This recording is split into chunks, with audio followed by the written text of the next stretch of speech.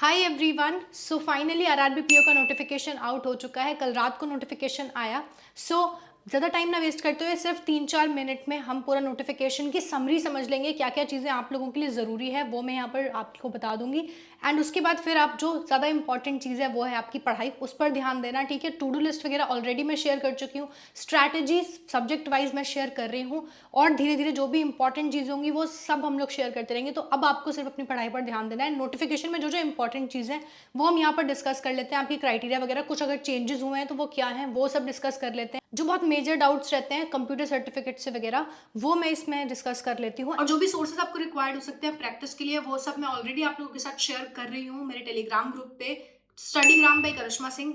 उसको ज्वाइन कर लेना, डिस्क्रिप्शन में आपको लिंक मिल जाएगी। और अगर आप प्रैक्टिस करना चाहते हो मॉक टेस्ट के थ्रू तो उसका भी लिंक मैं आपको डिस्क्रिप्शन में दे रही हूँ, RRB PO as well as RRB clerk का। तो वो डिस्क्रिप्शन चेक कर लो, वहां पर आपको मॉक टेस्ट का लिंक मिल जाएगा, वो लगाओ।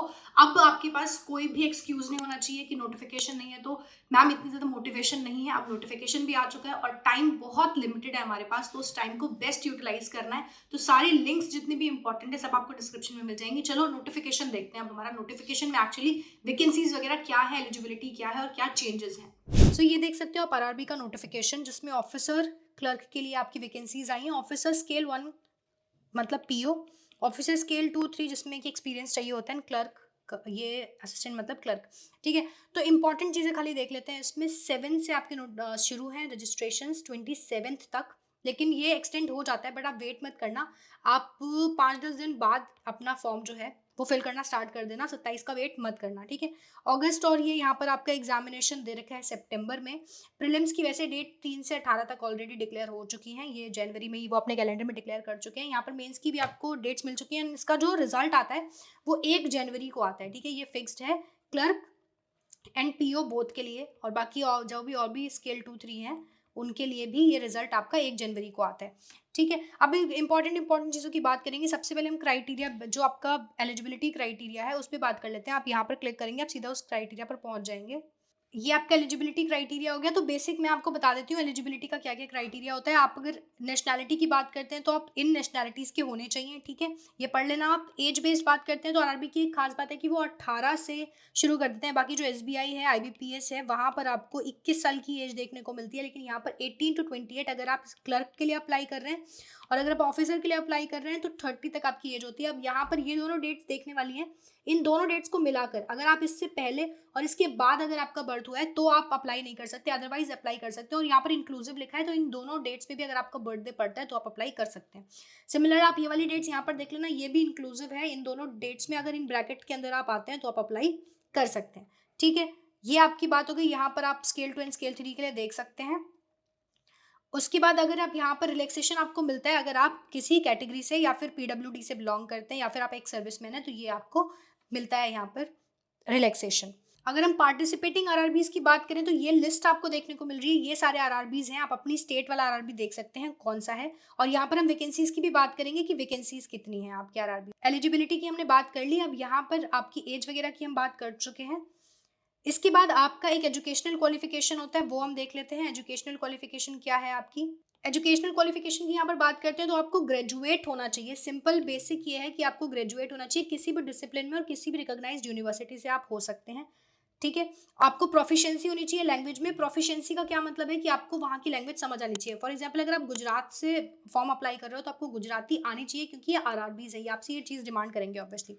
ठीक है, वर्क नॉलेज की अगर हम बात करते हैं कंप्यूटर की, ये मैं आपको एंड में बताती हूँ कि आपको कंप्यूटर की नॉलेज से ये क्या मतलब मानते हैं। ठीक है, और ये ऑफिस असिस्टेंट है स्केल 2 है। अब यहाँ पर बहुत सारी चीज़ें लिखी हुई हैं कि आपको कौन कौन से ये होने चाहिए हैविंग डिग्रीज। इसमें लिखा है प्रेफरेंस मिलेगी। बहुत सारे स्टूडेंट्स को लगता है कि अगर हम इनसे हैं तो ही अप्लाई कर सकते हैं। आप किसी भी डिसिप्लिन से अप्लाई कर सकते हो, यहाँ पे लिखा हुआ है साफ साफ, आप किसी भी डिसिप्लिन से अप्लाई कर सकते हो, लेकिन इनको प्रेफरेंस मिलेगी अगर आप इन सब में से हो, क्योंकि बिकॉज आरआरबी ऑब्वियसली ना, अगर आप एग्रीकल्चर से हॉर्टिकल्चर से हो तो इसमें ऑब्वियसली थोड़ा सा फायदा होता है, तो इसलिए वो इनको प्रेफर करते हैं। बाकी ऐसा कुछ नहीं है कि वो इन्हीं को लेंगे, और ये सिर्फ आपको ऑफिसर में देखने को मिलता है। ठीक है, इसी तरह से स्केल 2 की आप देख सकते हैं, स्केल 3 की देख सकते हैं। एक यहाँ पे क्रेडिट हिस्ट्री सिबिल से लेकर आता है, स्टूडेंट्स को काफी डाउट होता है सिबिल में। देखो इसमें बहुत साफ साफ लिखा हुआ है, आपका एक हेल्दी क्रेडिट हिस्ट्री होनी चाहिए जब आप अप्लाई कर रहे हो, ठीक है, आरआरबी ज्वाइन करने से पहले। और एक जो मिनिमम क्रेडिट स्कोर की रिक्वायरमेंट होती है पॉलिसी के हिसाब से वो होना चाहिए। अब मिनिमम रिक्वायरमेंट क्या होती है कि आपका 600 से कम सिबिल नहीं होना चाहिए, वो आपका गलत माना जाता है, ठीक है। और यहाँ पर ये भी बोला हुआ है सिबिल अगर आपका अपडेट नहीं हुआ है बिफोर ज्वाइनिंग तो आपको सिबिल अपडेट करवाना है, और अगर आपको एनओसी अगर लेना है तो आपको एनओसी लेना है विद इफेक्ट कि आपका सिबिल जो है वो सही रहे, आप कोई भी आपकी जो आपने कोई डिफॉल्ट नहीं कर रखा हो, ठीक है, आपका कोई ओवरड्यू ना हो। तो इसमें आपको क्या करना है, अगर मान लो आपने कोई क्रेडिट कार्ड ले रखा है या फिर कोई लोन था जो ओवरड्यू था तो उसको पे कर दो, ठीक है, वो पेड ऑफ होना चाहिए। दूसरी चीज कि आप कोई एनओसी ले लो, अगर आपने लोन बंद कर दिया है तो आप जिस भी बैंकर से या जिस भी फाइनेंशियल इंस्टीट्यूशन से आप एक एनओसी लेकर आओ, एंड वो एनओसी आप दिखा दोगे तो इतना सफिशिएंट रहेगा, आपका सिबिल अपडेट हो जाएगा अगर अपडेट नहीं हुआ है तो, ठीक है। इसलिए आपको इसमें डरने की कोई जरूरत नहीं है। एप्लीकेशन फीस की बात करते हैं तो आपको यहाँ पर 850 होती है जनरल, ओबीसी एंड ईडब्ल्यूएस के लिए, बाकी अदर्स के लिए यहाँ पर 175 रहती है। ये कोविड के टाइम के बाद बढ़ गई थी, एंड अगर आप दोनों के लिए अप्लाई कर रहे हो तो आपको इंडिविजुअली 850 इसके लिए, 850 इसके लिए आपको भरना पड़ेगा 1700 रुपये। अगर ऑनलाइन स्ट्रक्चर की बात करते हैं तो मैं ऑलरेडी आपको बता चुकी हूँ और लिंक मैंने डिस्क्रिप्शन में दिया है मॉक टेस्ट का। आपको यहाँ पर 2 ही सेक्शंस मिलते हैं और कॉम्पोजिट टाइम मिलता है, मैथ्स एंड रीजनिंग आपको मिलता है 80 मार्क्स का देखने को आपको, और 80 क्वेश्चंस होते हैं, ठीक है। और स्केल 1 में भी सेम है, दोनों के अंदर सेम होता है, लेवल काफी आसान रहता है, ठीक है। और अगर आपका मेंस की बात करते हैं तो 200 क्वेश्चंस होते हैं, 200 मार्क्स के, एंड 2 घंटे का टाइम होता है जिसमें आपको हिंदी इंग्लिश में से चॉइस मिलती है, इसमें से आप कुछ भी कर सकते हैं सिलेक्ट। मैंने लिंक डिस्क्रिप्शन में दिया है मॉक टेस्ट का, अगर आपको नहीं पता है तो वो देख लेना। प्रैक्टिस का भी मैंने लिंक आपको डिस्क्रिप्शन में दिया हुआ है टेलीग्राम ग्रुप का, तो वो चेक कर लेना, आप वहां से प्रैक्टिस करते रहो, क्योंकि अब आपको बहुत बढ़िया प्रैक्टिस करनी पड़ेगी जिस हिसाब से आपकी जो लेवल है वो बढ़ता जा रहा है एग्जामिनेशन का, और जो आपकी वैकेंसीज वगैरह जिस हिसाब से आ रही हैं, ठीक है। वैकेंसीज की बात अब यहाँ पर हम कर लेते हैं। आपको टोटल वैकेंसीज कितने देखने को मिली है, ये आपकी वैकेंसीज हैं। आप टोटल वैकेंसीज की बात करते हैं तो यहाँ जहां पर भी एनआर लिखा हुआ है ना, इसका मतलब है कि यहाँ पर इन्होंने रिपोर्ट नहीं किया, लेकिन क्या ये रिपोर्ट कर सकते हैं, बिल्कुल कर सकते हैं, ये रिपोर्ट कर लेंगे। अभी मान लो कोई ट्रांसफर्स चल रहे हैं, ठीक है, इंटरनल इनके प्रमोशंस चल रहे हैं, उसकी चीजें चल रही हैं, तो जब तक ये सॉर्ट आउट नहीं होता ये लोग वैकेंसीज नहीं देते हैं। बट ये जितनी भी एनआर वाली वैकेंसीज हैं ये लोग दे सकते हैं, आप अपने स्टेट के हिसाब से देख सकते हो कि आपका कौन सा स्टेट है और उसमें आपको अप्लाई करना है। टोटल वैकेंसीज की यहाँ पर अगर बात करते हैं तो आपकी पीओ के अंदर जो टोटल वैकेंसीज हैं वो 3499 देखने को मिली है, और ये सिर्फ मैं स्केल 1 की बात कर रही हूँ, ठीक है। एंड अगर आप क्लरिकल में अप्लाई करने वाले हो तो आपको टोटल वैकेंसीज 5585 देखने को मिली हैं। ये वैकेंसीज अभी बढ़ सकती हैं क्योंकि बहुत सारे बैंक्स हैं जिन्होंने एनआर रिपोर्ट कर रखा है।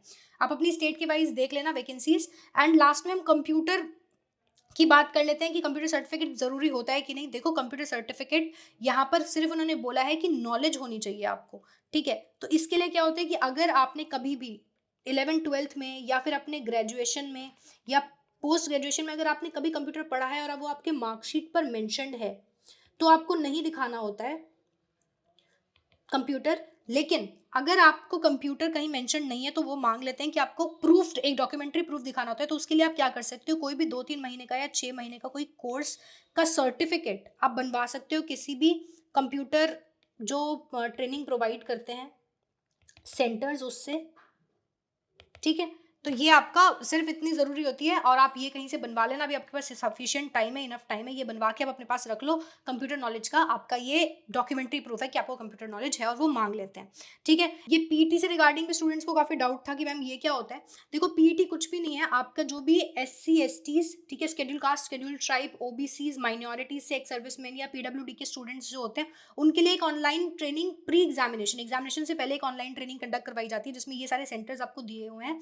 अब ये डिस्क्रिप्शन पर है आरआरबी के, जैसे कि उन्होंने बहुत बार कैंसिल भी की है, नहीं भी हुई है। कोविड के टाइम पर ये पीईटी नहीं हुई थी, तो ये ट्रेनिंग हो या ना हो ये उन पर डिपेंड करता है पूरी, ठीक है। और इसमें यहाँ पर साफ साफ लिखा हुआ है no candidate acquires any right to be selected in any regional rural bank. इसके हिसाब पे प्री ट्रेनिंग के बेसिस पर नहीं सिलेक्ट होंगे। और यहाँ पर ऑनलाइन एप्लीकेशन में आपको एक जगह मिलती है कॉलम, वहाँ पर आपको ये फिल करना होता है। एंड ये बहुत सारे सेंटर्स हैं जिस पर ये होता है पीईटी, तो सिर्फ इन्हीं लोगों के लिए है और इस पर आपको डिपेंड नहीं होना है। आपको अपनी प्रिपरेशन करनी है मॉक टेस्ट वगैरह के थ्रू जो मैं बता चुकी हूँ, ठीक है। तो सारे के सारी पीडीएफ जो हैं वो आपको टेलीग्राम पर मिल जाएंगी।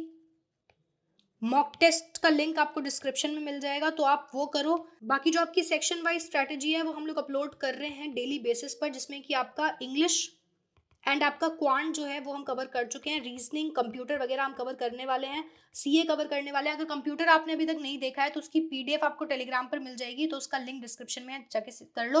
और अगर आपने सब्सक्राइब अभी तक नहीं किया, सब्सक्राइब कर लो। इस तरह की और सारी बहुत सारी वीडियोस आपके लिए आती रहेंगी कॉन्स्टेंटली, बहुत बेस्ट वीडियोस आपके लिए आती रहेंगी, तो सब्सक्राइब कर लो। चलो मिलूंगी आपसे अदर इन्फॉर्मेटिव वीडियोज में, इतना ही आपके लिए जानना जरूरी था इसमें।